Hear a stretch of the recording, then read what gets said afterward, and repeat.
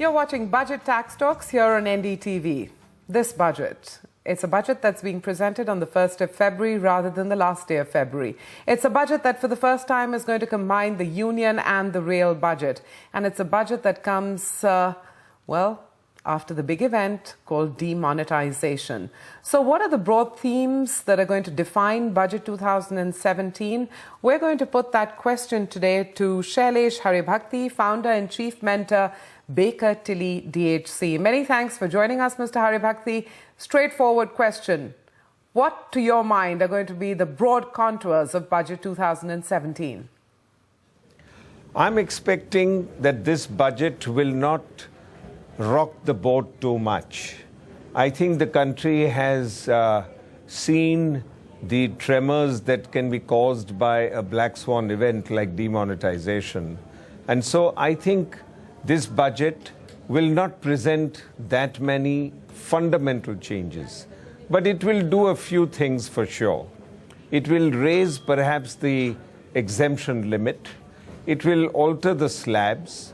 There'll be a little bit of tinkering with the rates, and the corporate tax rate might come down to 25 after eliminating a lot of the exemptions and allowances, so that effectively the effective tax rate does not fall too much. And I think that's going to be on the tax effort.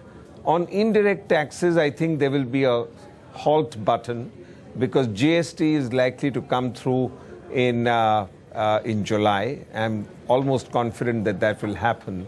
So on indirect taxes, I don't see any big change.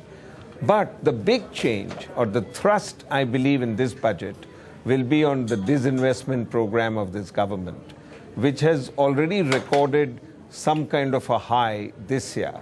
And I think the attempt will be to take it even further, as states have been asked to position their state PSUs in a way that they can also be divested.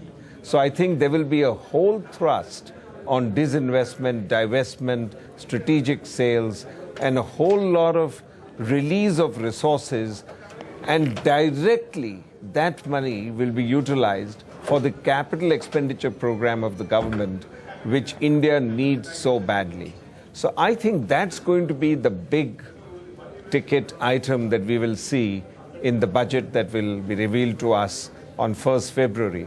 Additionally, I expect some scheme which will address the absolute bottom of the pyramid and which will carry home the message that this government truly believes that the bottom of the pyramid must double its income and must have a share of the resources that are garnered in order that their stage in life can be improved. Okay, you've laid out a very comprehensive list of big themes that will define Budget 2017. I'm going to pick the one that not many people are actually talking about, which is a different approach to the disinvestment process, bringing state PSUs into the fold as well. And I want to focus on that because I think the fiscal math is going to be an interesting one for the government to do this time around. And that's where disinvestment could play, again, a very interesting role. Just in terms of strategy that you expect outlined in the budget, Mr. Haribhakti, what are you expecting on the disinvestment side? See, the fact is that as a result of the revamping of the state electricity boards, the state finances are somewhat stretched. The Uday bonds, which need to be funded by the state governments, have already put a significant burden on the state exchequers. So therefore, what is left for the states to do to get hold of the resources that they need to make sure that the Uday funding can be done and the ongoing capex programs, which have been decentralized to the states from the very beginning of this government's tenure, can actually be completed. So therefore, they've already been given advance warning 3 months ago that please position your state PSUs, get them into a shape where there is the possibility of their being positioned for a market outing or for a comprehensive sale. I think to set an example, the 5 general insurance companies of India are going to go out and sell 25% of equity. So I think that's the leading signal, and the state governments are now being prepared that even despite the devolution of resources, and even after the GST support in terms of making sure that the revenues don't fall, whatever shortfall you have to meet your Uday requirements and to meet your CapEx requirements, find them from the disinvestment program by using your state PSUs. That is going to be outlined, I believe, in this budget. Okay, and we'll have to wait till February 1st to see what happens on that front. If you'll notice, I'm sort of working my way backwards through the list of big themes that you listed. And you said, you know, the halt button when it comes to indirect taxes. I'm asking, instead of the halt button, yes, we know GST and July 1st, that's what seems to be looking most likely. I'm asking, couldn't there be some moves on the indirect tax front to make that GST path more seamless? I doubt whether there is much room for doing that, because the alignment of various parts of the economy to the rates which have already been given out is the exercise that needs far more attention. The current rate structure should be left well alone, and I think that will allow a very smooth transition to GST.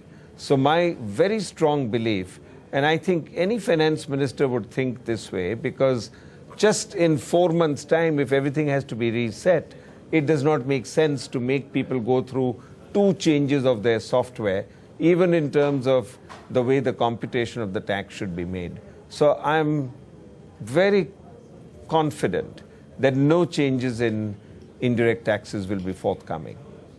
And really, the way you've laid it out, I think it's very difficult to argue with the logic that you've presented.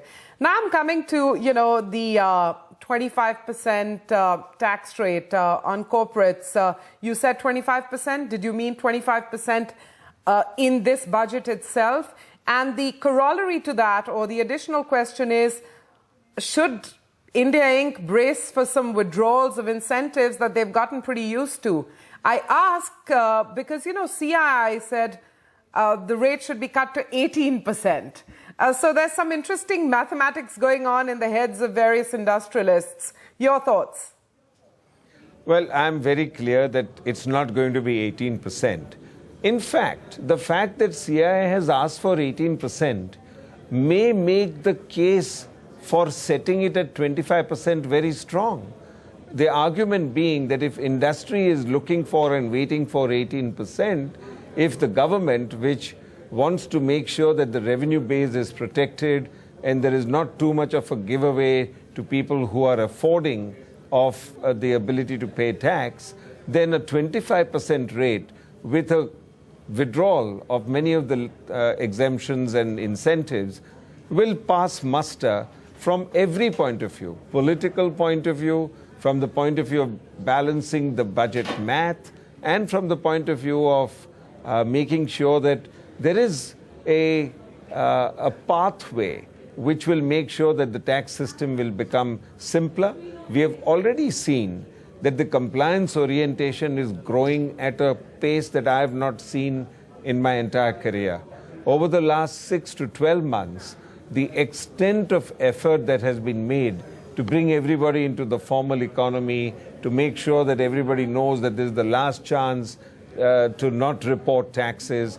With all of that thrust, I think now the stage is set to bring in place a simple, uncluttered, absolutely clear tax framework with a competitive rate, which will be 25 in the beginning, and then depending on the way the tax revenues come out, maybe there will be a pathway to get down to the 18% over a 2, 3, 5-year period. Okay, as we wrap up our conversation, one question. Room or scope or need for balm when it comes to just sentiment at an individual level? Do you think the budget's going to be addressing that? Very much so. I'm convinced that it will. The exemption limit will definitely go up, so it will especially because so much more of the economy is going to be formal. And so, therefore, there is very little risk in raising the threshold. Second, it's an extremely popular measure. People will take to it extremely well. Plus, there will be an elongation of the slabs, is what I expect. Very populist move. And maybe a slight reduction at each level, with the top rate ending at maybe between 25 and 30. I think if corporate tax rate is dropped to 25, there will be a very large case for the top rate for individual taxes also to be brought down to 25, and therefore the slab adjustment will need to be done. Well, I can say I haven't been this curious about a budget in a long time. Shailesh Haribhakti, founder and chief mentor, Baker Tilly DHC. Many thanks for joining us here on Budget Tax Talks. Really appreciate it. Delighted to be.